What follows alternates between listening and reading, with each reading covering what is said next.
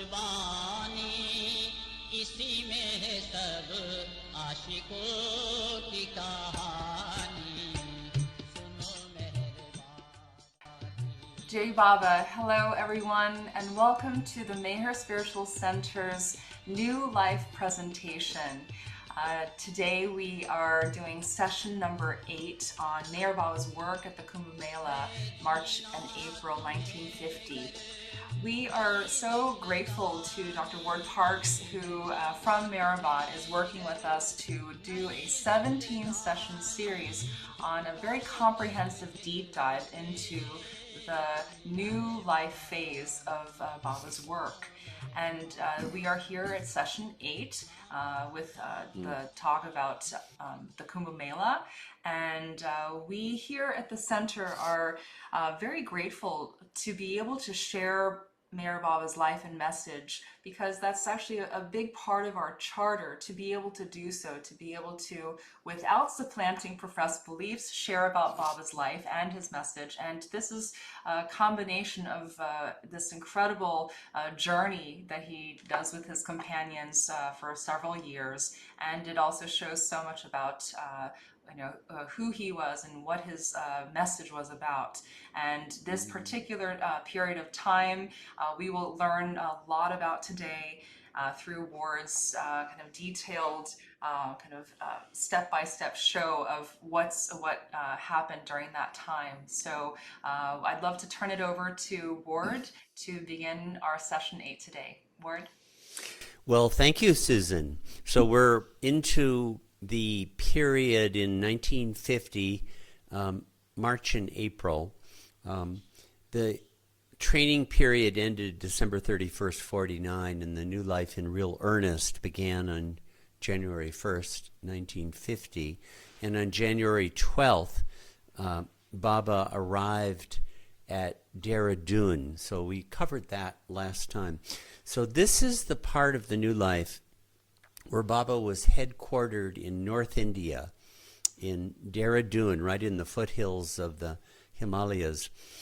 And in March and April, as Susan indicated, Baba became very involved in work connected with the Kumbha Mela. Now, I imagine many of you will probably have some idea what the Kumbha Mela is, but to give a little introduction to it, it's a very great religious festival, maybe the biggest in the whole world. According to the Encyclopedia Britannica and other Indian sources, the 2019 Kumbha Mela was attended over its 1 to 3 month span by 200 million people, and on the peak day there were 50 million people, if you can imagine that. I mean, that's a huge, huge attendance. It's mostly Hindus, although Sikhs and Jains and other compatible religious demographics will also attend. It's not Muslim, so you won't find Muslim influences at the Kumbha Mela. Here are some images some that I just took off the internet, just to put visually before your mind what some of the scenes look like. So here at the Kumbha Mela, a regular activity is to take a bath in the sacred waters of the river flowing through the site there. In this case, it's the Ganges River in Haridwar, the one that Baba went to, for the purification of sins. So here you see a scene where many, many people are by the river. Again, same thing. Large crowds. And there are all sorts of other activities that go on. There'll be people giving talks, or you can imagine with a large crowd like this. These are some of the temples associated. A Naga sadhu. A Naga means snake. There's a certain sects connected with snake worship.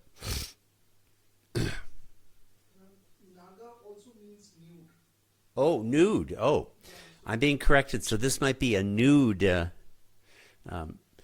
are some people who are completely nude. They do not, they renounce the clothes. Yeah, all clothes are renounced.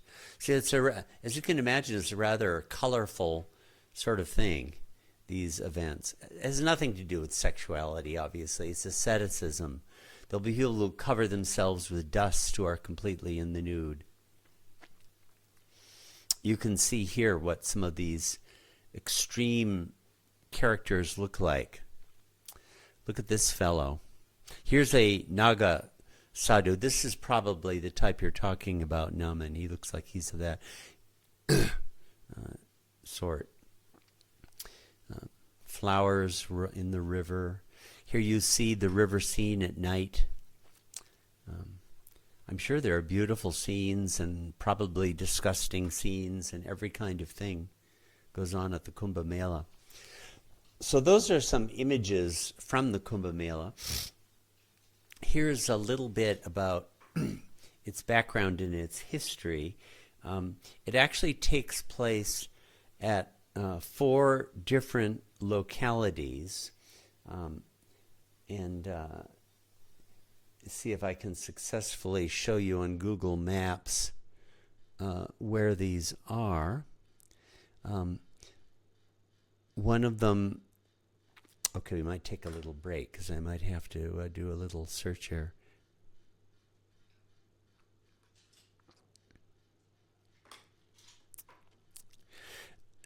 The Kumbha Mela happens at Haridwar, which is where Baba attended the Kumbha Mela, which is quite close to Rishikesh and Dehradun, up in the foothills of the Himalayas. So that's in this map, if you can see up here, you can see Dehradun right in the edge of the Himalayas, right next to Uttarakhand. Now, it also happens at Prayagraj, which is down here. It used to be called Allahabad. The third place where it happens is in Madhya Pradesh in Ujjain. If you can see Ujjain on the map, you see Ahmedabad is in Gujarat. It's east of that, Ujjain in Madhya Pradesh.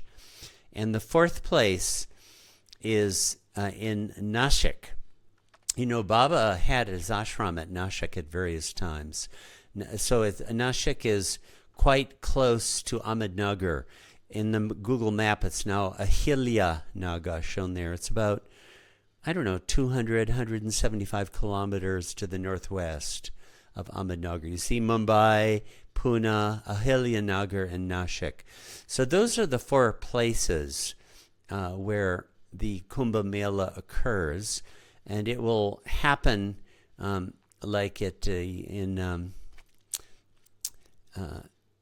every 12 years in a given location. So on Google Maps here, you can see Dehradun, right?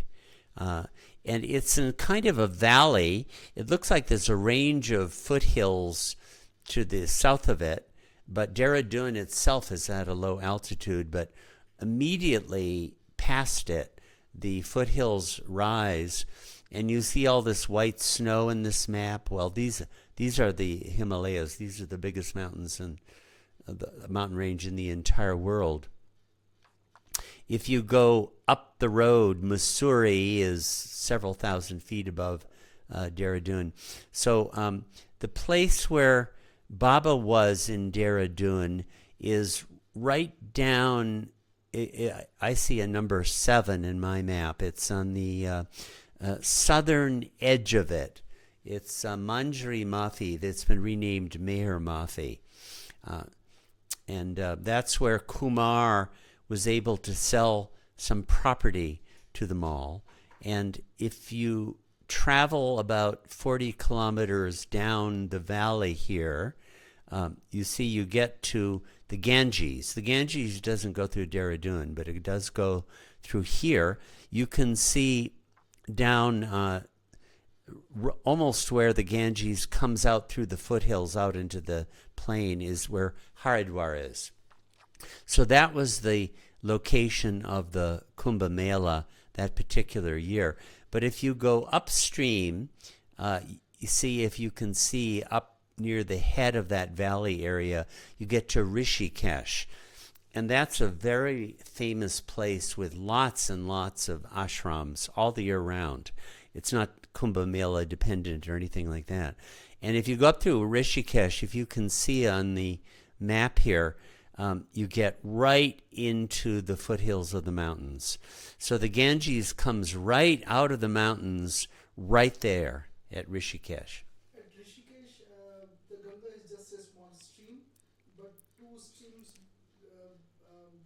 makes the Ganga as the big Ganga river at Rishikesh. Yeah, Naman is saying that it's just a very small stream in Rishikesh, but at the confluence of two streams. Is that a little bit downstream from Rishikesh? It's at the Rishikesh. Right at Rishikesh, and it becomes much bigger right there. So I've never been there. It sounds like it's quite a spectacular place. So this, if you can see between Rishikesh up here, and there are all kinds of permanent ashrams in that area that are very well known. But if you go downstream, you see there's a lot of sort of sandbar, silt river, parts of the river. And then you get down to Haridwar. And do you see here Motichur? Going up from Haridwar, there's the town of Motichur. That's the place where Baba secured rental of a little hut. It was a village at the time, about they always say 5 miles from Haridwar, where he would stay while doing the Kumbha Mela work. Because you can well imagine that it wouldn't be practical to come from Dehradun every day. I mean, it would be like a 40-kilometer train trip. You'd have to do the train schedules, get down there in the early morning and get back. Not practical. So Baba, with just a few of them, went down to this little tiny hut that he rented in Motichur. I mentioned earlier in the last session, the Mahant he's called at is the village priest in Manjri Mafi, a friend of Kumar. And they stayed in the Mahat's bungalow for a period of time before Manjri Mafi was ready. Well, the Mahant helped with getting in contact with somebody in Haridwar through whom they got this little place in Motichur. I don't think the Dehradun Baba lovers know where this hut is. I don't think, maybe it's been torn up and built over. I don't know what happened to it. But that was where Baba was with, typically with Erich, Pendu, Gustaji, and Baijul, those four. And by the way, that's the same four that accompanied Baba during the Mananash period in 1951-52. Sometimes other people would come and help out, like Keki Desai. By the way, Keki Desai's daughter is still alive and lives in Bombay and married to Rustam Falahati, whose book some of you may have read. Okay, so this is where the Kumbha Mela happened, and here's the legendary mythological history of it. Back in the primordial beginnings, the ocean was being churned by the gods and the goddesses, and they're not rakshas. What are they called? Bad gods, whatever they are. The rakshas. There are the good ones and the bad ones, and they were already antipathic to each other, and at one point, there are various things that came up from the ocean as it got churned. And towards the end of it, there came the Amrit, which is the nectar of immortality. And there was a big competition as to who would get it, the gods or the Rakshas. They fought over it. But the gods won, and they took it up in a jug, which is a kumbha, right? That's what it means, a jug or a big goblet. But as they were lifting it up to heaven, a little bit of the Amrit spilled in 4 different places. And those are the 4 sites of the Kumbha Mela today. So this is the mythological, probably in the Puranas, I suppose, some of the ancient texts of India. The one who traditionally is credited with having started it is Adi Shankaracharya. In the view of many people, India's greatest philosopher. I mean, I would rank him as the world's greatest philosopher, frankly. Baba did say, in fact, I was Shankaracharya. Baba did say that. He was God-realized, at least, and perhaps even a minor incarnation of the avatar. Anyway, he's credited, he lived like around the year, it's uncertain, but maybe 700 or maybe 800 AD. So 1300 years ago. With having inaugurated the idea of having melas, having meetings where they could discuss philosophy and do various other activities. But anyway, the whole history of the Kumbha Mela is very complex. But in the 19th century, there are evidences of very big melas having started to happen at these 4 different places. So this is the event that Baba was attending. Baba said that his work really didn't have anything to do with the Kumbha Mela itself. The only reason he was attending was because there were huge numbers of, they always say, sadhus, sants, and mahatmas, right? That's the phrase that's used in the New Life Circulars over and over again. Now, a real mahatma in God Speaks is on the 4th plane, and a sadhu is a real, genuine seeker. Well, not most of them were just regular religious people. And Baba did say, in fact, there are very, very few genuine, sincere seekers at this event. Despite that, Baba would go to these gatherings of them. They tended to be at what they call akhadas, or am I saying that word right? And ashramas. These would be people connected with each other through a common sect or a common path. And he would go around and bow down to them one after another. And in the diaries, Nilu really stressed that Baba made great efforts to make sure that he didn't miss one single person. And he wouldn't miss one hut.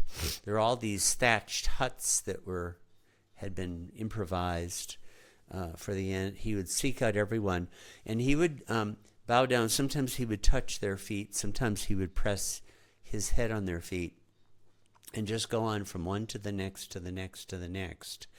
And Baba would do this to hundreds and hundreds of people. The peak day, Baba bowed down to more than 2,000 people, if you can imagine it, in one day. And it was grueling on his physical body, on his back. You know, in the late years, Baba had a lot of problems with his back. And a cause of it may have been all the bowing down that he did. And this was one of the peak times of it. This is now just my own speculation. I have no, knowledge about this, but just wondering why Baba was doing this. And this thought comes to mind. In the New Life, by this time, Baba was an ordinary man. He was very emphatic about that. He would sort of say, I think, or it appears to me this way, as an ordinary man, because he didn't have divine knowledge. And as an ordinary man, I am imagining he's bowing down to these people who profess to be pursuing the religious paths in the way that ordinary people would do. Ordinary people go to their churches, they go to their temples, they go to their mosques, and tend to respect the priests or imams or mullahs who are there as having some kind of authority. Whether the priests and swamis and mullahs really have any real spiritually authority or not, some would probably, but many would not. But ordinary people just go to them in faith and trust. And I'm imagining that Baba was playing that role of an ordinary person, bowing down to them because of what they professed to be seeking. Also, it starts to come up during this period too, that not so much at the Kumbha Mela, but there are indications of Baba would be seeking out musts. Now, in the New Life, until this time, I don't see must contacts coming up. I didn't see them at Benares or Belgaum or in the Gypsy life. It doesn't seem to have been part of what Baba was doing. It starts to happen now. And the question did arise with Baba, what is the relation between this must work that you are doing and the must work that you did before? Because many of you will know Baba had just spent the last 10 or 15 years with must work as one of, if not the primary activity. He sought musts all over India. You know, the great book, The Wayfarers, provides the spectacular account of that. Most of Baba's must work was done. He did a little more of it after the New Life, but most of it had been done. But Baba said his contact with musts in the New Life was absolutely nothing like what his must work had been before. Before that, Baba said, he would contact musts to take their darshan, right? Because he's merely the avatar of the age, whereas they're spiritually advanced souls. So he'd take their darshan. But he also said he was doing his own secret work with them, which he was not going to tell them about. And it was done out of Baba would go into seclusion with them. No one was allowed to see Baba's meetings with them. Well, the New Life was nothing like that. It would happen right out in the open. And Baba often would ask for their blessings for the work he was doing, and he would be persistent and persist until they would give a blessing or so. Baba said he made no distinction between, and the phrase was, big or little musts. And I take that to mean, like, there are some musts, 6 plain musts, with whom Baba spent a lot of time. And other musts he would just contact briefly and then move on. Partly because some were useful, but also because some of these great musts could do tremendous work for him, whereas someone on the first plane wouldn't be capable of that. So there was that dynamic was always there in his previous must work. Well, it wasn't there in the New Life anymore. He would just go up to them and just bow down and seek their blessings. So Baba really didn't explain beyond this the difference, but it was quite a different kind of work that was going on. Well, I want to show you a little bit of the some of the photos from Baba's book. These were taken by Biff Super, who in my opinion Biff Soper, who did a super job of going around and taking photographs of these different places. So here's the little bungalow at Mandri Mafe. This is where the larger group moved in, and this is where the women stayed, and Baba's had a little it's actually tiny. You don't quite get an impression of how tiny. But you see that arrow pointing to a window. Well, that's the room where Baba stayed. The women were really squeezed in, and they had a tiny little kitchen. It was very cold up there. And, of course, they weren't, Maharashtrians weren't accustomed to this kind of cold, but it was cold. You put water outside, it would freeze at night. And they had to get up early in the morning and grind the spices and make the tea and all this kind of thing, which actually I mean, I think for the women, the new life was often wonderful because they got to just be, for Mera, that's all she cared about. Everything else was secondary. So when Baba was with them, it was a wonderful time. So they did have some wonderful times with him here. This is Baba's room. This Manjri Mafi, Meher Mafi, is now, it's owned by Baba lovers. I guess, is it a center of its own, or I'm not sure its status. Here's a well that Kumar dug at Manjri Mafi. And here's he arranged to build a hut where the men could stay. Remember, there's a bunch of them. They're like, originally there were 16. At the end of January, 4 of them went home to live their new life there. And here is in Dehradun, Baba begging at the house of Keki Nalavala. Baba gave him renamed him Keka, so that when you said Keki, it would mean Keki Desai, and when you said Keka, it would mean Keka Nalawala. So Baba went begging at their house. There's Elcha Mistry, and Erich is the one holding the umbrella. Another image of that same thing. So this is the scene in Manjri Mafi. But then Baba went down to Motachur, as I say. Here's the map that the book gives you. We looked at this last time, but you can maybe see Keke Nalavala's house, and then Donkin's clinic. Last time we talked about how Donkin went into Plan 1B, where he was going to start a business. Kaka and Gustaji were in that plan with him. He was basically taking care of them. So Donkin's clinic is almost right next door to the Nalavala's house. You can see down below, here's Manjri Mafi. Here's the Harwala railway station, where they would go to catch the train going down to Motachur.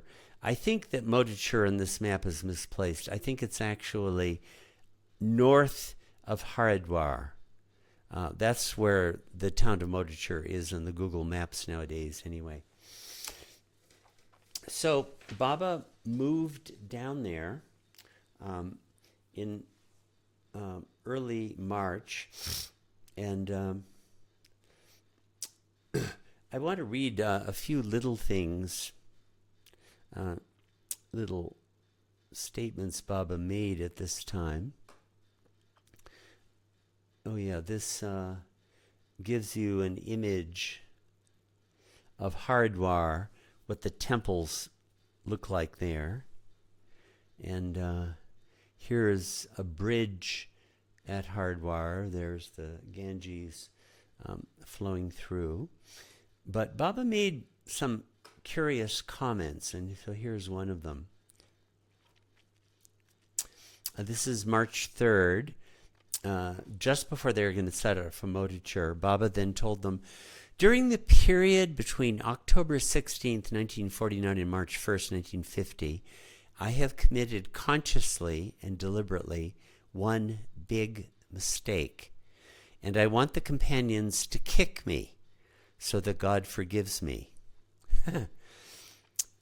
From each of the companions in turn, Baba received a stout kick. And you know, when Baba asked you to kick him, you had to really kick him, not just sort of give him a love tap. Nothing like that. But he did not disclose the nature of the big mistake. He never did. I'm very curious. I would love to know what all this is about. But then Baba was telling them from March 1st, he was really going to, it was in real earnest, no more jokes. You see, he said that was going to start from January 1st. But now again, it's March 1st.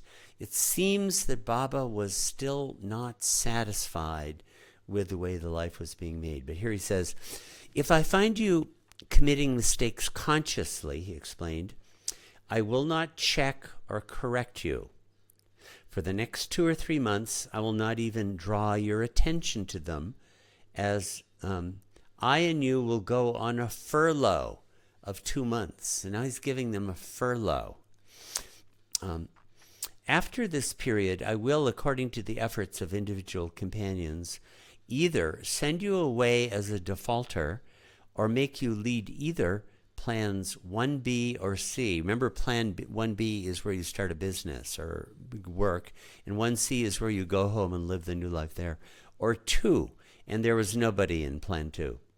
This decision will help me make sure that I have not compromised my oath and conditions during the furlough period, which will not have any concern with the conditions that are to be followed 100%. It will only be concerned with the individual efforts, alertness, and sincerity of those of you under Plan 3. So it seems that Baba was really bothered by the fact that he was not holding the companions to task as his oath ought to have required him to do. This is my interpretation, but it seems that Baba was really, in his conscience as an ordinary seeker, he felt he wasn't really living up to his own oath because he was being too lax. That's the best that I can understand. But he kept coming, now we're going to have a furlough where I'm not really going to hold you to task. But it turned out Baba wasn't really happy with that either. Well, they moved on to Motichur. Oh, I want to read. Okay, here's an interesting little comment that Baba made about his Kumbha Mela work. Later, referring to his work at the Mela, Baba explained that he was, quote, contacting each holy man only once, not twice. And with this one physical contact, I will bestow such a gift unto them which they would not have gained after centuries of penance and austerities. So here's a case where he is indicating that they seem to be benefiting spiritually. Duncan was in Plan 1B, not living in Mantri Mafi, living in Dehradun, 4 miles away, close to the Nalavalas, with his medical practice. But here's a letter. He was in touch with Elizabeth from time to time on various New Life-related matters. But here he wrote this: as far as Baba's new life goes, not one of us can make head or tail of it. Even the third plan people, that's Plan 3, if you remember what that is, that's the original New Life. 8 of them are on that.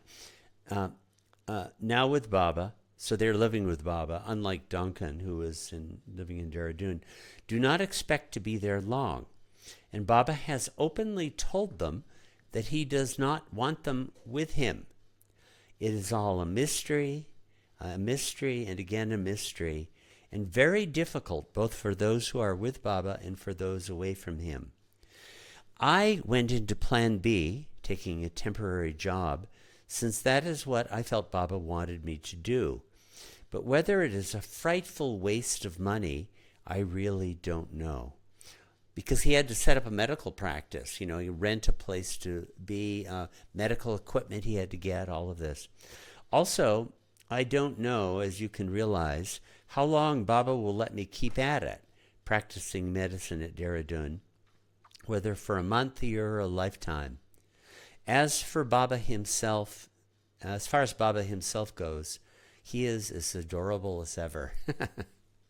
So Duncan kept being very concerned by the fact that his practice began very slowly and wasn't getting enough people, because he wanted to be able to make money and help support Baba in the new life.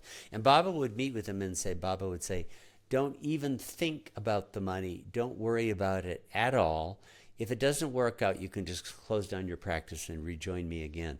Well, of course, Duncan wasn't satisfied with that at all. He wanted to actually make a go of it. So this was going on. Here's another statement that Baba made about the nature of his contacts with saints and sadhus during this time. During the old life, I used to contact musts, saints, walis, and sadhus for two reasons. The first was to take their darshan, and the second was in regard to my special work with them, and that I do not want to reveal, for it is a mystery. I was very particular then to keep an accurate record of my contacts with big, important musts, saints and walis, and I would contact them again and again to the full extent until I was completely satisfied with the work done. By the way, this record was, of course, published by Donkin in the book The Wayfarers, a masterpiece in every way, in my opinion. But now in the new life, there will be no distinction between big or small musts, saints, walis, and sadhus, nor is there any special work left to be done with them.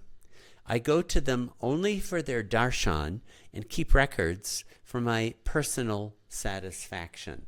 So Pendu was keeping account of how many people Baba bowed down to. And I'll bet it's accurate to the very last man. I'm sure Pendu was most meticulous.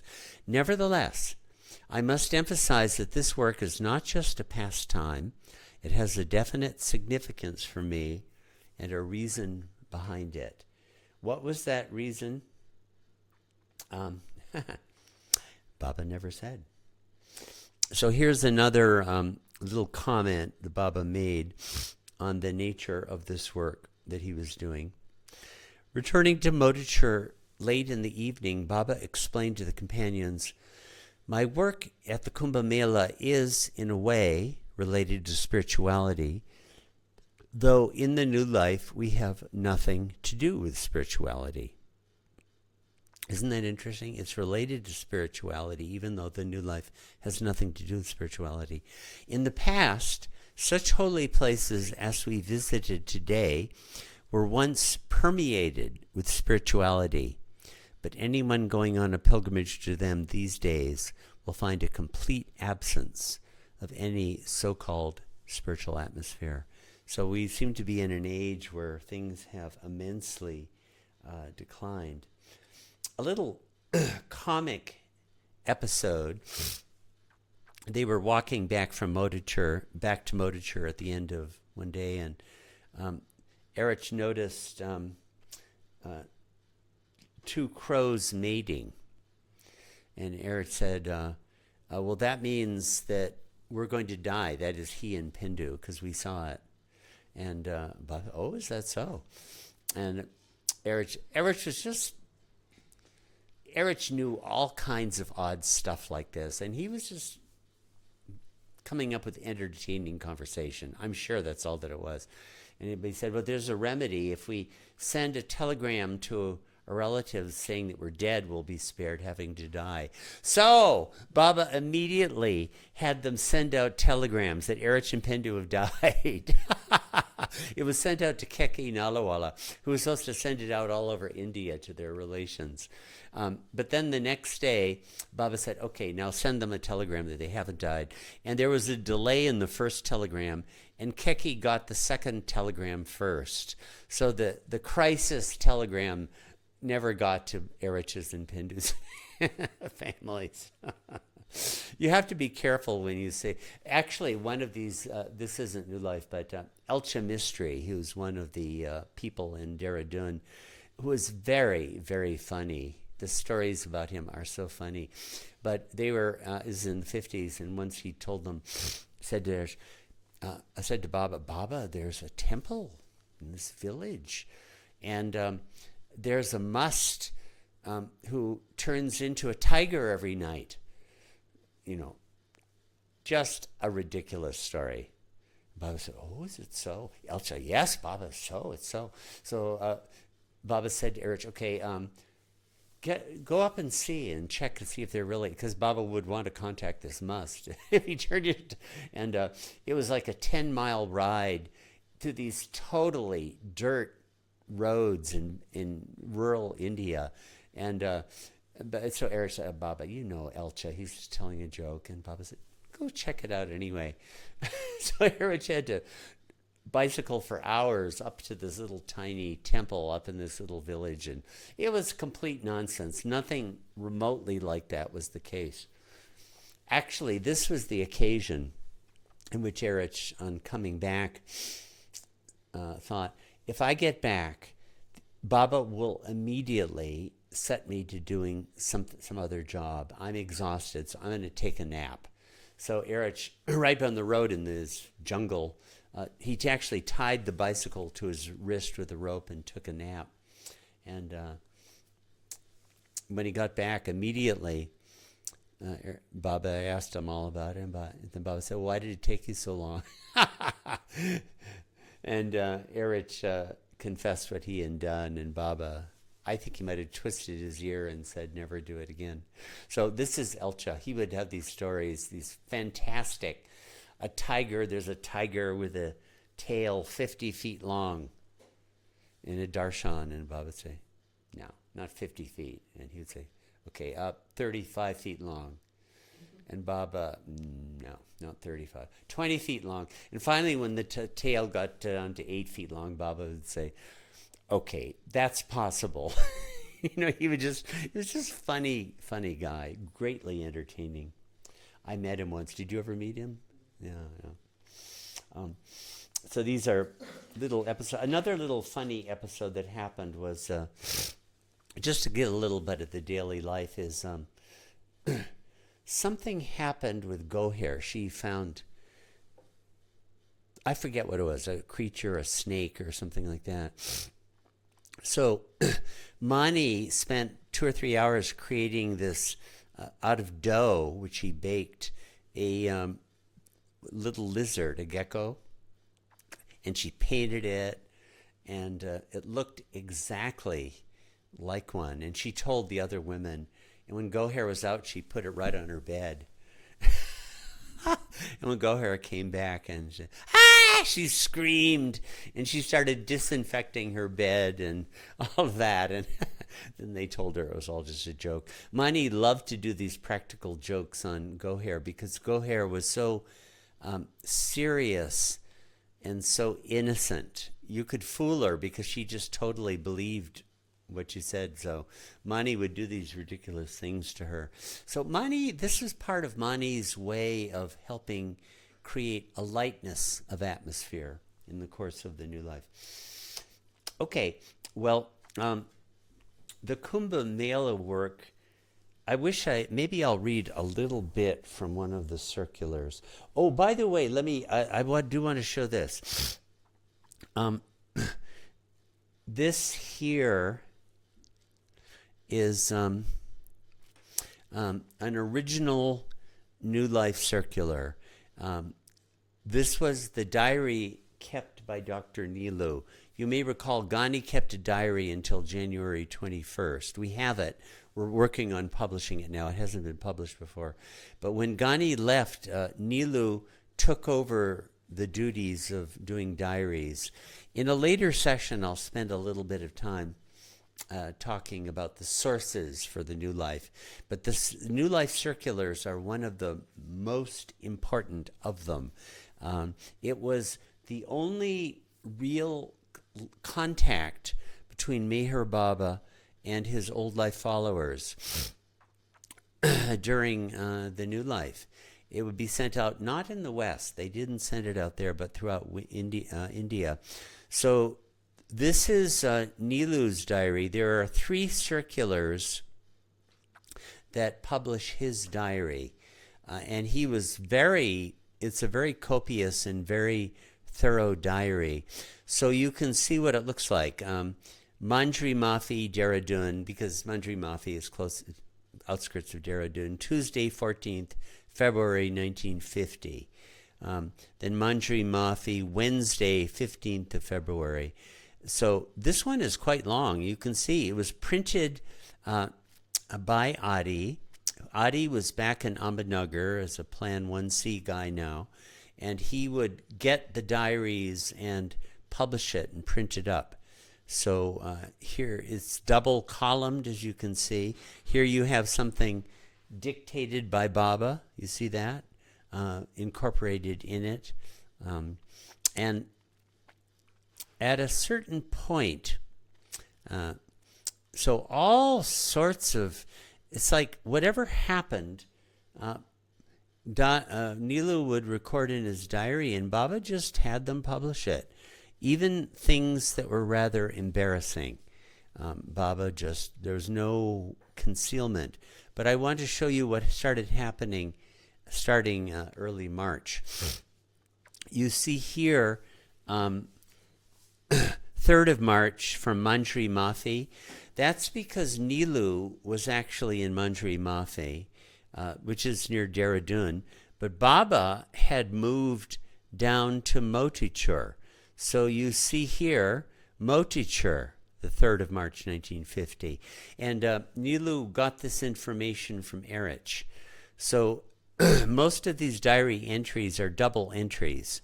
There'll be an entry for Motichur, recording what Baba was doing, and a entry from Manjri Mafi that would relate what was happening with the companions there, and any little bit of news from the women, although very little because, the men had no contact with the women. So the diaries are the main source of information about this. And there's lots of really interesting stuff about it. Here we say, Baba asked the companions under Plan 3 to wash their own feet. Baba then placed his head on their feet. Baba asked their pardon for having hurt their feelings. Baba forgave them for any mistakes committed by them. And this is what I read a minute ago.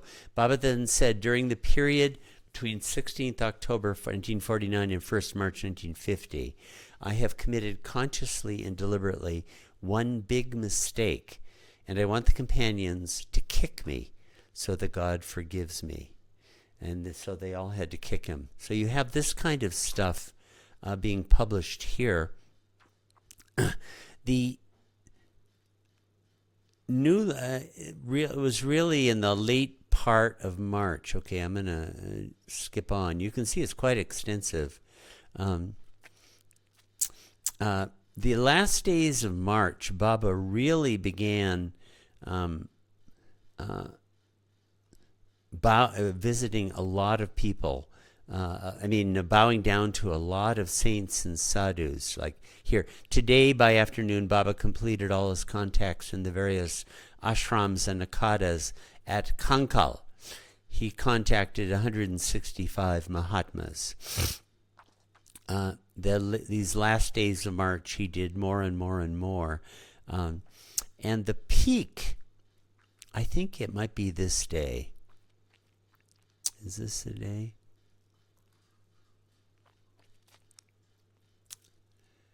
Okay, I'm taking a little break just to see where I want to find the right one.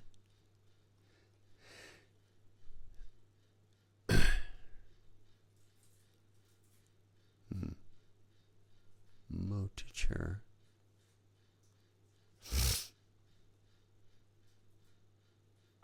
I think it's going to be the 3rd of April.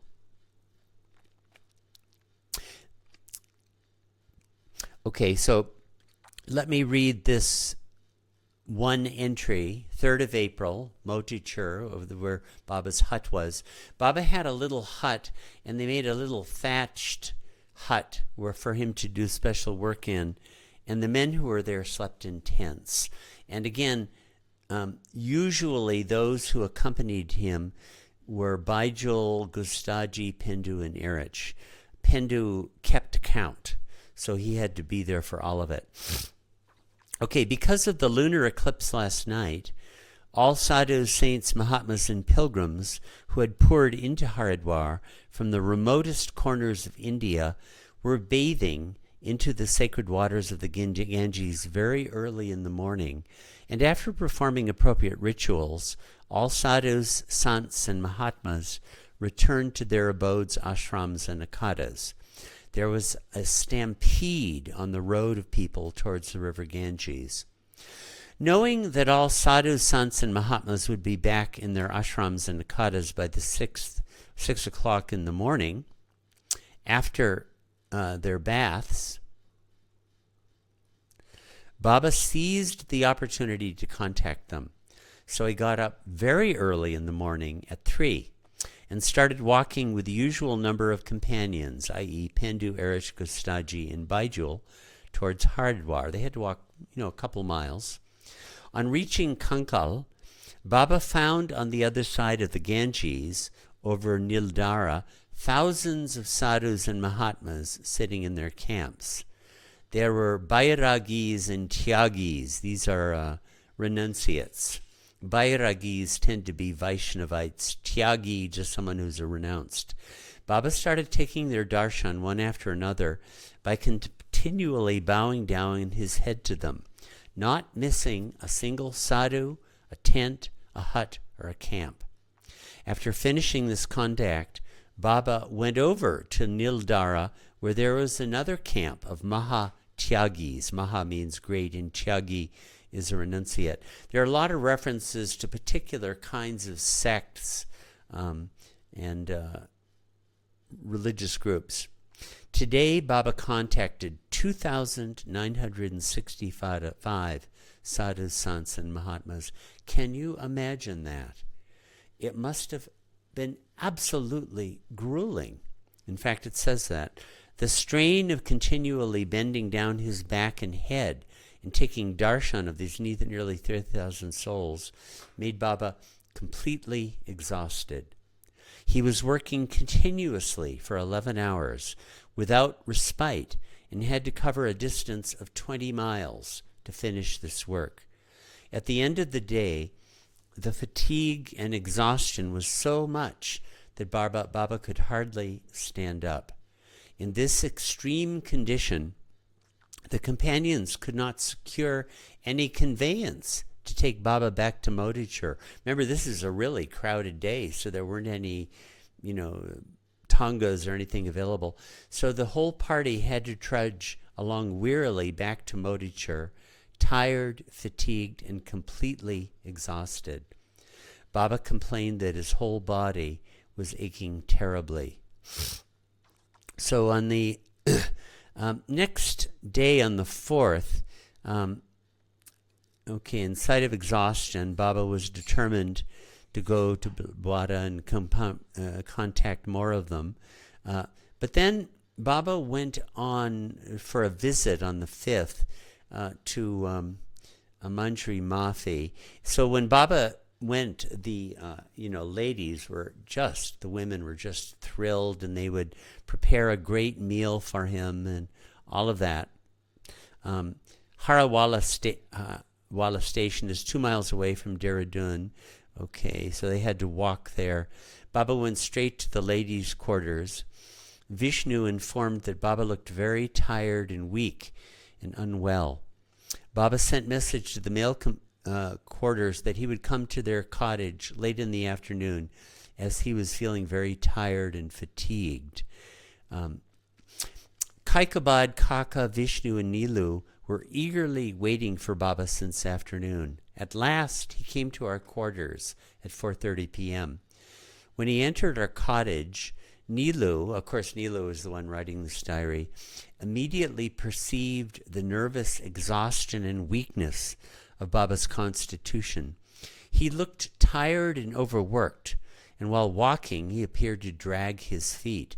You can imagine, after 2 days earlier, having bowed down to 3,000 people. He sat on Nilu's bed and then inquired of Kaka's, Vishnu's, and Kaikabad's health. While making inquiries, he was coughing frequently. Though he was not in good health, his face was lustrous, and his eyes were brilliant. His face looked so beautiful and charming that our eyes refused to look anywhere. The whole atmosphere is vibrating and pulsating with different emotions and feelings in our hearts, and so forth. So it gives a picture of what the whole scene was like, and what was going on. The next day, Baba said, my Kumbha Mela work is over, April 4th. The Kumbha Mela actually kept going for a little while longer. The 12th of April was a really big day, but that was the end of this major work that he did with them. Now there's something that happened on April 1st that was quite significant. And I want to read a bit from this. Baba, there was an episode in which Baba was very dissatisfied with Baijul. And, okay, it's take me a second to find where this is. Oh, it's back here.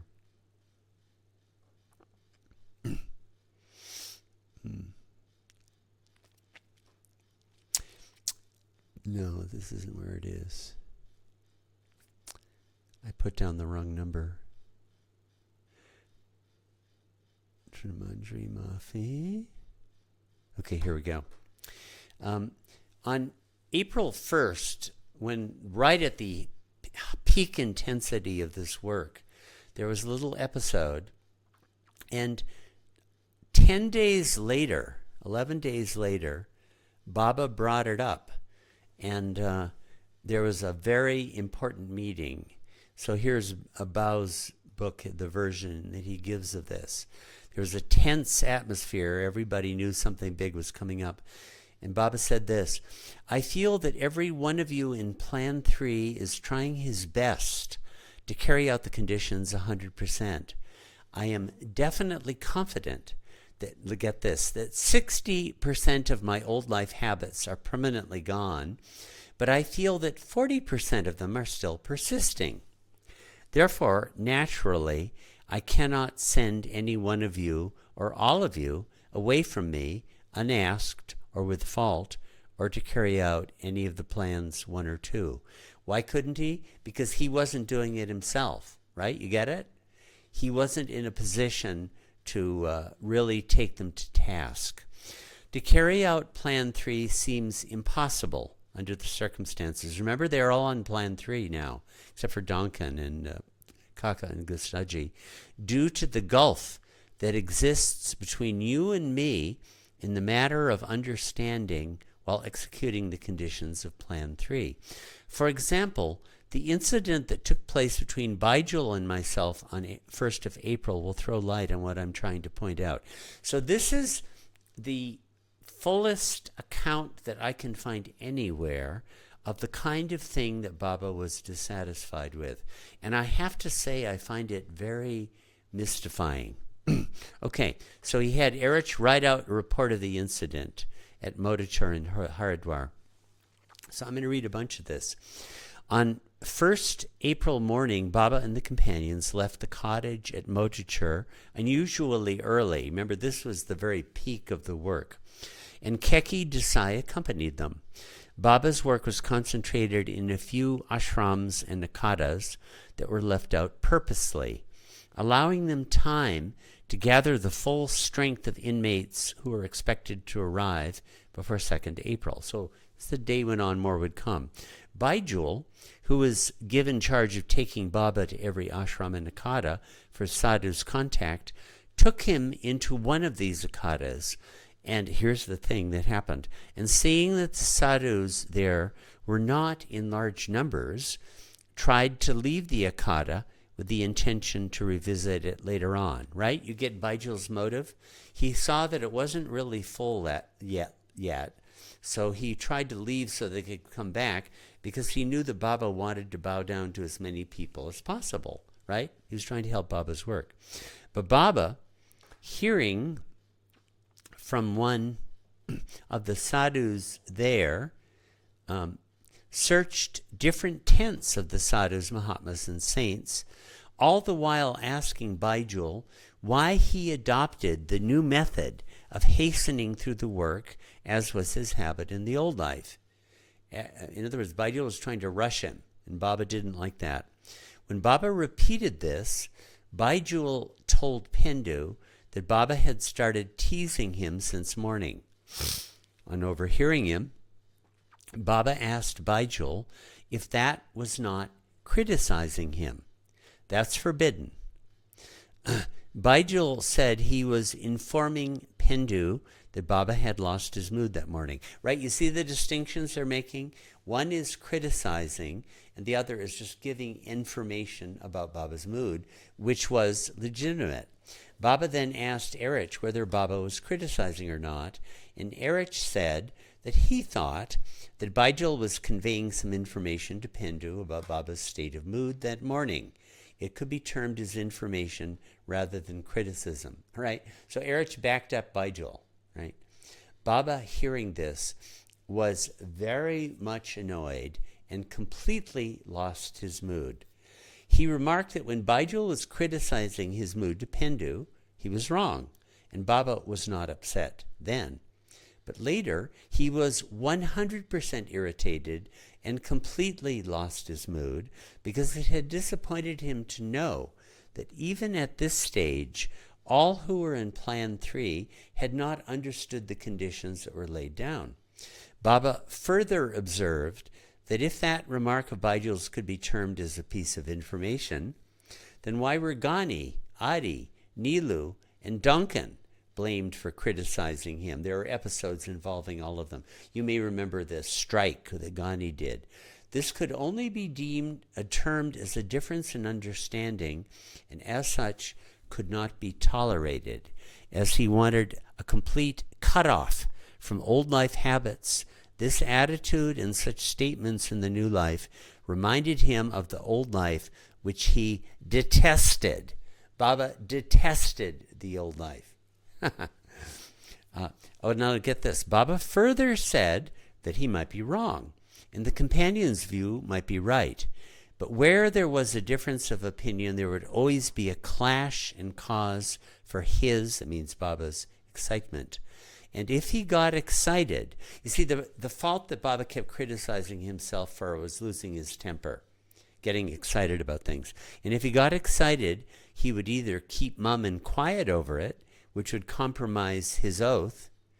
I guess for him not to speak would be violating his oath. Or he would give vent to his feelings of anger, which would not agree with the new life conditions. In short, Baba remarked that there was no other alternative but to cancel Plan 3 companionship so that there would be no day-to-day orders and no interference from his side. You see, this is the issue.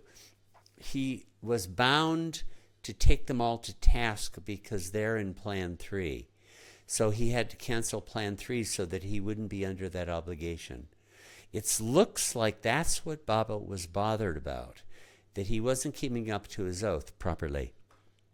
Those under Plan 3 might be trying 100%, and yet, due to a difference of understanding of Baba on the one side and of the companions on the other, there would always be a risk of Baba compromising for the companions, right? Showing leniency where he should not, or getting annoyed or upset. Also, according to the understanding given to the Plan 3 companions at Mandri Mafi on March 1st, he ought not to have asked nor corrected Baijul whether he criticized him or not. Remember, we read that. Baba said there's going to be a 2-month furlough. So Baba had made a mistake by bringing this whole issue up.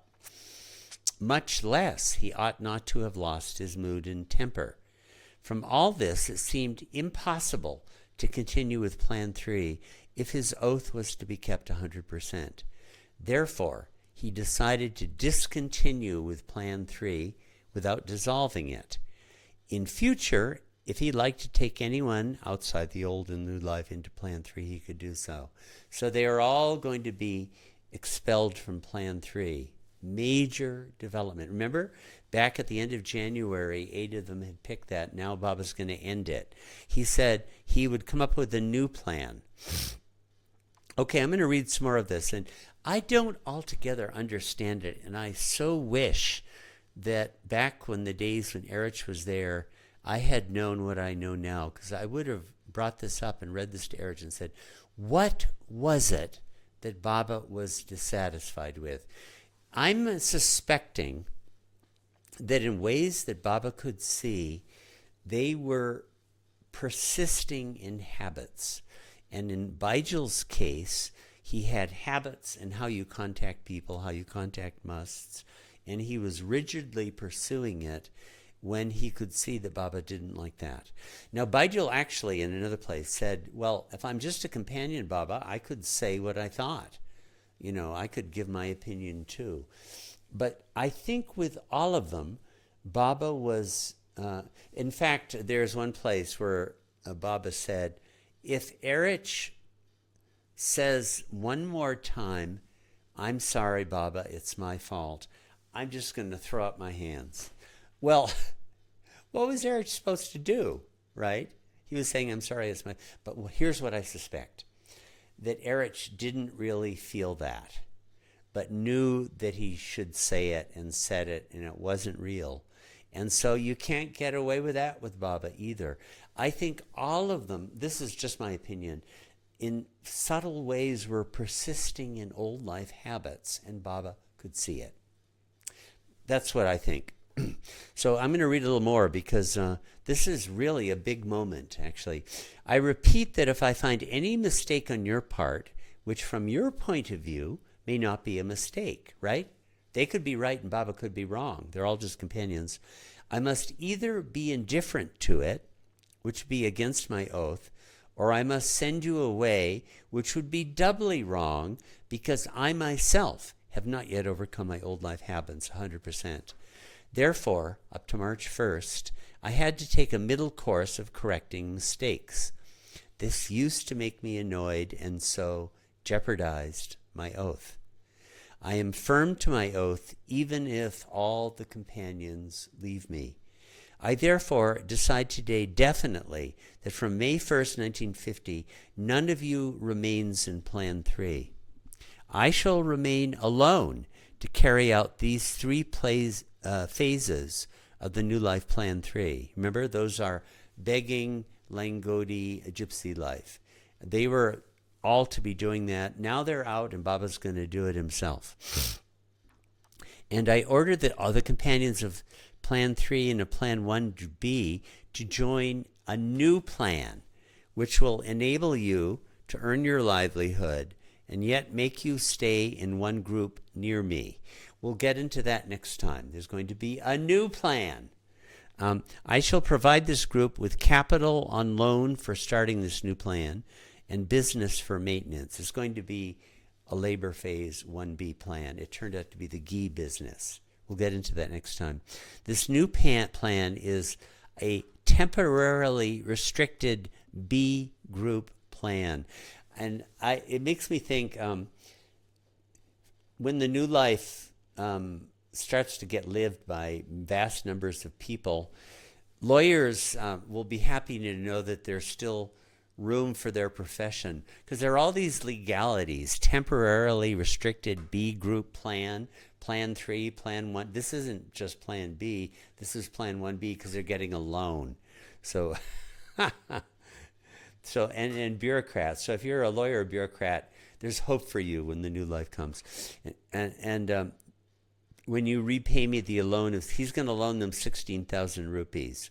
My help in the form of guidance and influence I shall give as far as possible to make this new plan a success. I shall also help, if necessary, in securing business and residence for you and jobs for some of the companions of this new plan. This is what we'll get into next time. So Baba then said, call Kishan Singh, Harjawan Lal, Wasdeo Kane, and Todi Singh. These are 4 people who've had a lot to do with this whole part of their new life. And tell them that Baba wants a place of residence in Delhi and that they should help you in securing it. And while doing so, they should not have the idea of service done for Baba as their guru or sadguru, but only with the intention of helping someone who loves them, and in return for that love, a sort of help is given. Also, they should not expect that owing to this help rendered in finding bungalows, there will be any chance for them to see Baba. come into his contact or have correspondence with him. So next time we're going to have a lot more to do with this. So this is moving out of course, the Kumbha Mela is done, but moving toward the next phase of it. And there's one last so this was a really quite puzzling to me because it clearly shows that Baba felt that his companions did not have the understanding of the new life they should have. And somehow this episode with Baijul illustrates it. And so I don't know, maybe people in the future can really see. I mean, this is like the A-team, right? We're talking Erich, Baijul, Gustaji, Pendu, Vishnu, Nilu. I mean, his closest disciples, they couldn't do it, you know. So in the posterity, I'm sure many, many people will pore over these things. Okay, the one last thing I want to mention in this phase is a complication that arose. And it involved Dr. Ghani and some property, his wife's property that had been donated to the New Life cause. And Ghani had the idea or the understanding that somehow Baba was going to reimburse him for this. And you can see why he would care, because he had his family. There was his wife and kids who he had to provide for. And actually, when he went back, you know, he had to live somewhere and all of this. And it came up in Manjari Mafi. Ghani brought it up. And Baba had told him, well, we clearly understood at the beginning that there was no, you know, nothing like this was going to happen. But Ghani had thought that Baba would wind up changing and relenting. There's a lot more on this. Well, there's various statements and correspondence on this very topic that went right into the circulars. You know, wouldn't you think you'd hush, keep mum about this, because it involves money, where you could criticize Ghani and you could say, well, Baba ripped off Ghani or something like that. But all the correspondence, all the interactions went right into Nilu's diary. As a matter of fact, there had been an earlier circular of Nilu's diary that we covered last time. And when Baba was read out to Baba, Baba said, well, why wasn't this in there? And Adi had not put it in for various reasons. I imagine Adi was probably feeling, we don't make public our dirty laundry like this. And Baba said, well, no, wait a second, I told you to put it in. And then Baba had a discussion with the whole group. The diary, Baba said, should either have everything in it or else cancel the diary. So they had a big discussion and they agreed to that. And all of this went into that circular that I just showed you, the one that we've been covering today. All the details of this are there. And in fact, Baba sent out, and I'm going to show you this. This is another circular. That was circular number 7. But on March 21st, when Baba went back to Manjari Mafi for a day or two, he worked all of this out. And this circular number 6 went out. Dr. Abdul Ghani Munsif Old Life Boja Fund. So this was issued on May 4th. And Boja means something like a complication or an entanglement. Do you know the word Boja? There's another form of it that people would be more familiar with, but it's like an old word. And Baba had this problem that he had agreed to reimburse Ghani for 35,000 rupees. That's a fair bit of money in those days for his property. Boja means baggage. Yes. Baggage also. Yeah, that would be one of its meaning. Baggage, old baggage, a burden or responsibility baggage. It's Boj. Boj, yeah. So they keep spelling it Boja Fund here. And Baba couldn't to accept money under the conditions of the new life. You see, these conditions of the new life kept coming up. So here's what he did. He said he was going to understand and interpret this as an old life boja, an old life complication that had carried over and descended into the new life. It wasn't created in the new life. It was an old life complication that he had to deal with. And so he was going to send out a circular. In fact, I'm going to read some of this. Notice this one is typed. Some of these circulars are typed. When Ghani signed yes to the New Life original conditions, it was absolutely clear that he had made me free from all previous promises. He, on the other hand, seems to have been laboring under a wrong impression. To help me stick to the New Life oath, I told him before he joined Plan 1C, this would be at the end of January, that I would pay him 35,000 rupees in recognition of his wife's property given to me before the end of this year, 1950. According to the New Life conditions, I can neither... By the way, I'm reading all of this. I think a lot of this gives guidance for the future. You know, I think a lot of people will be trying to live out these plans, and it shows how Baba dealt with problems like this when they arose. I can neither accept money from anyone, nor give money to anyone, nor, according to Plan 3, beg anything but food, right? Remember all those begging conditions? You can't even accept all sorts of stuff, you know, even clothing or things. But taking this exclusively as an old life burden to be removed in the new life, right? So he's understanding it that way. I have decided to act as following. I beg of my blank old life friends to help me as a friend in need by each of them contributing rupees blank. And then he gave further instructions to Ramju on this, thus making the total of 35,000 rupees. Each of the friends should give or send the amount to Ramju, one of the arrangement wallas, right? Ramju Abdullah. I want everyone to understand that this is a special case concerning a new life companion and the first and last of its kind for me in this new life. And also these blank friends are not helping Ghani, but are helping me without the least expectation of any spiritual reward, because in this new life the question of my being a spiritual master does not arise. And also, this does not in any way affect Ghani being a new life companion. He was under Plan 1C, living at home. On receiving the total amount of 35,000 rupees, Ramju should hand over the same to Ghani. This was sent out to Indians, but as we'll see next time, another such complication arose with Sadashiv Patel. And Baba had another Boja fund which he sent out to Westerners.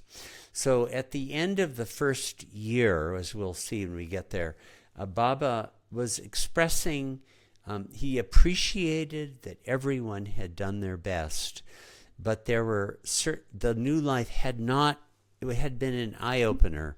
The new life had not been lived up to the way he wanted. And this is an example of the kind of thing that Baba was not fully satisfied with. So with this, we come pretty well to the end of the Mandri Mafi Dehradun period. We'll start there. But now Baba's going to move on to Delhi, and then in June he's going to move down to South India. So that's the session on the Kumbha Mela phase of Baba's new life work.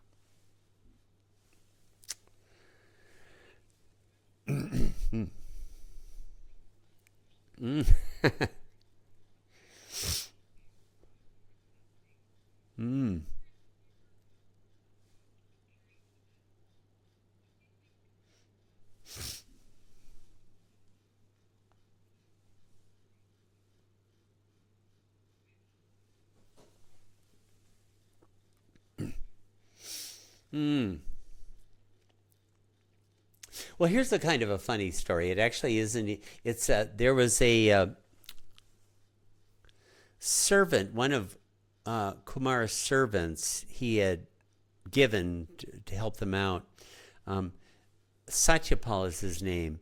Kind of an innocent boy and very good spirited, and really did nice things. But Satyapal could see that all they weren't eating very well. By the way, Vishnu was responsible for the marketing, and he had a certain budget. So I hadn't said this, but the Mandali's health was not at all good. Every one of them had major problems during this period, not just Baba. But so a dog had eaten all of the ghee, it so happened. And so Satyapal, to make the food tastier, put in a huge amount of sweet oil into the food that night. And the food is very tasty, but they all get spectacular cases of diarrhea. So Herod said this was the worst diarrhea he ever had in his whole life. So that's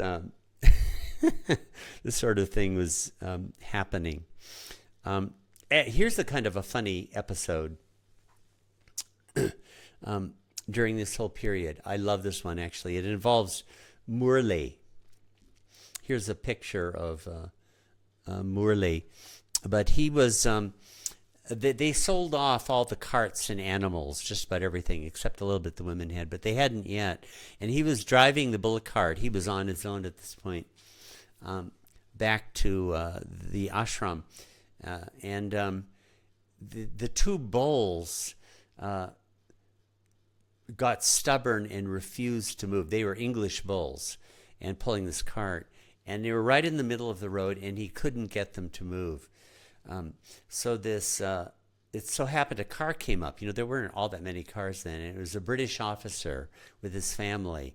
And the cart was right in the way. And the British officer started blowing his horn and shouting. And finally he drove off the road. And he stopped and said, you know, there are other people need to use this road. You know, think about someone other than yourself. So here's Murli's, I think, a magnificent New Life response. Murli said, "Oh, I'm very, very sorry, sir. But since they're English bulls, they don't seem to understand my language. Perhaps you could explain it to them and they won't do this in the future." And actually, the officer and they all began to laugh. It was such a great response. That's a beautiful example of New Life, isn't it? Because, I mean, of course, Murli was feeling irritated, but he came up with that on the spot. I think that's really admirable.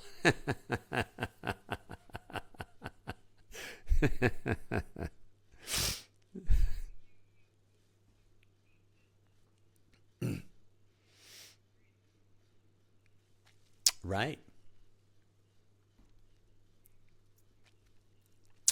Right.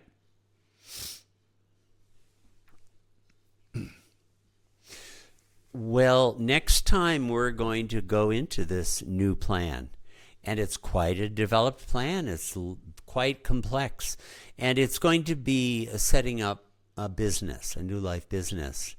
And as I've mentioned, and as we'll really see there, a lot of the New Life, of the written documentation, which played a big part in the New Life, had to do with practical arrangements, and a lot of them had to do with money.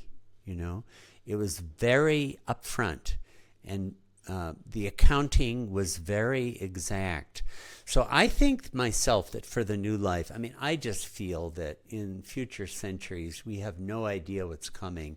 All sorts of people are going to be putting the New Life into application, and they're going to study all of this. And one big part is being very upfront and very honest and very transparent on matters of money. So that was a big part of it. But it's going to be a huge change. They're going to shift to Delhi. They're going to make ghee. The New Life ghee business came out of all of this. But notice Baba creates these 3 new plans in January, and by April he's ending them. So this was actually a characteristic of Baba's advent, in my opinion, from first to last. He would start things, and once they were really like Dr. Donkin's clinic was actually starting to get a good reputation. Once everything, he would attend to all the details and get things working, and the moment it was running fully, he would stop it. Over and over again, Baba did this. Like for the Hollywood Bowl, he was a Hollywood sensation, and he was going to have a big event at the Hollywood Bowl, and he canceled it in this way where everybody said he's a quack. Or else the Meher Ashram, all the wonderful developments had happened, and then he closed the ashram. So I noticed Baba finished work according to his own knowledge of what the work was, and then he would end it. Even though from the outside it looks like, man, this guy can't keep anything going. But he did get things going. He attended to all the difficult work entailed in getting something going. You know what that's like? He would do all the hard things. And once they were all fully attended to, he would cancel it. And it looks like that for plans 1, 2, and 3. I think, as Bao very much thought, these are going to be archetypes for the future. He set them up, and then now he's stopping it. Look at how much is happening in the new life. Do you get a feeling for that? I mean, this is so different than the begging life, than the gypsy life, than the Langoti life. What a different phase we're in now. Just this Kumbha Mela work, holy smokes. Do you get an image of Baba? I mean, Baba was, I have to show these. This was at the Kumbha Mela. On one of the peak days in April, they went and watched the Kumbha Mela from a hotel. And they went downstairs, and here you see Baba bowing down to the feet of his mandali. Aren't those extraordinary photos? Look at that. You get a picture of what it meant. Here's another one. Can you imagine doing that to almost 3,000 people in a day? So it looks like Baba's bowing down. Man, we would be dead. I think he's bowing down to Erich. That looks like Nilu in the corner.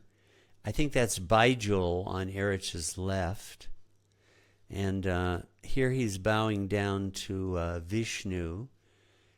Who is that? Is that Gustaji on the opposite wall? I can't quite see. Anyway, those are wonderful photos. I'm so glad we have them. Right behind Pendu. I wish we had a lot more from the New Life, but at least we have these. There's Pendu in line behind Vishnu. You know, the Mandali always found it very difficult to be bowed down to by Baba, let alone to kick Baba or spit on him or twist his ear, you know. That was the hardest thing. The work that he did at the Kumbha Mela, I know you've gone into, quite a big and deep dive into. Do you think there's a part of that story that you would like to have expanded more upon in terms of maybe future study? You know, I didn't really talk about this the very last, it's actually this day, on April 11th and 12th. Baba had done his basic work of bowing down, but he wanted to let the women get to see the Kumbha Mela. He had taken them to Hardwar before, but not when all of this was in progress. You know, Mera was in such seclusion that you really, it would be hard to take her through crowds like this with men there. But the owner of this hotel had a terrace on top. In fact, I think there are other pictures of the hotel. Yeah, here it is. See this one here? Here's the hotel. He was the one who owned the hut at Modichur that he made available to Baba, as a matter of fact. He didn't want to take any money, but Baba insisted on giving him some money to repair the hut with. Anyway, they were up on top where they could view the whole Kumbha Mela. And this was one of the very peak days of the Kumbha Mela. Vast, enormous crowds.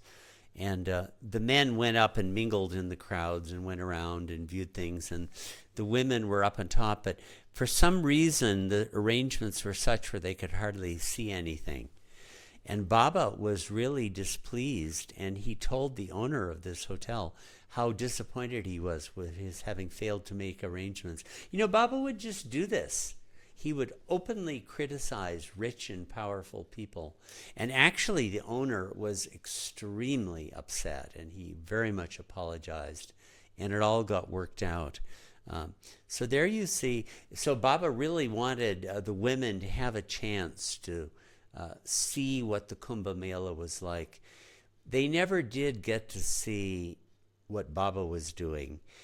You know, I think it might have been very hard for Mera to watch that, because it was so grueling. You know, Baba would hide from her the hardships he went through because it would upset her so much. But so that was kind of the last day. This photo doesn't show it, but a mob scene happened that day. This was the last big day of the Kumbha Mela. Well, Ward, this has been a really fun, another fun session to be a part of and hear. For session 9, which I believe you have titled as Final Months in North India, a New Plan, the Labor Phase, and the New Life Ghee Business. What can we expect to learn at that time? This was the end of the North India time. And, you know, when Baba set up the 3 plans, when I read them, if you look back at them, you'll see this. What Baba actually would have preferred was Plan 1A, but everyone had to join it for it to happen, and they weren't willing to do that. But that would have been a labor plan where they would work collectively on some kind of work, farming or a business of some kind. But it didn't happen then. Some of them went home again on 1C. Donkin started the clinic under 1B, which 1B was if only a few people were willing to sign on to 1A, it would become a 1B plan. And Donkin said he did it because he thought Baba wanted to. Well, Baba wound up setting up a 1B plan. And I have the impression that from the very beginning, Baba did want that. He wanted them to start a business. So now we're going to see that possibility lived out in the new life. Of course, the only problem was that they were an honest business, and all the dishonest businesses drove them out of business. They made real high-quality ghee, and all the ghee in the market was adulterated. So it leaves the question, can you actually live the new life and make a living? But some of the people, I quit my job in 1993, but there are still people with jobs, and they could speak to this with more authority than me. Can you live the new life and make a living in the world? This was the one time where Baba addressed that. Great. Well, we're very much looking forward to session 9. We're almost halfway through the 17 session, this program. And good thing for us is that this is recorded, and for those that might, want to revisit this particular session, you can always rewind and listen again, and that goes for any of the other sessions too. All of this is going to be on the Meher Spiritual Center website, and as mentioned in previous sessions, we are planning to do a transcription each of these sessions so that there will be available at the end of everything a transcription so that different Baba lovers throughout the world or people that are interested may have access to it as well as be able to potentially translate it into their own languages to also view this kind of in real time in their own language. So with technology, we are lucky to have those opportunities to do that better and make this much more available throughout the world. So we'll have you, in Korean and Chinese and Hebrew and Arabic. Have it all in all languages, which should be really cool. Wonderful, wonderful. Great. Thank you for doing this, Susan. Thank you so much with Oh, all the professionalism and skill and dedication you bring to this. well, it's my pleasure, and it's thanks to the center and our directive to be able Indeed. to share Baba's life and message. So it gives us that opportunity to be able to go into projects like this, and hopefully many more to come. Because certainly there's so much. There's Mm. just such a rich. Field of exploration and Yeah, understanding yeah, of every aspect of Baba's life and his message. So we have lots of that's work for right. many, many years to come. And of course, Naman here, without whom this would look and sound nothing like what it does. We're very grateful. Thank you so much, Naman. Well, we have come to Right. the end of session 8, and again, thank you so much, Ward, for your deep dive and research. We all benefit so much because of your passion and your Mhm. dedication to this. So, just 1,000 thank yous to you. And we will see you for the next session, session number 9, Final Months in North India. Thank you everyone for joining us, and we look Great. forward to being able to see you here hopefully at Mayor Center sometime in person Mhm. or virtually. Stay Mhm. connected to us with our various virtual programs, and we'll see you in session 9. Thank you so much.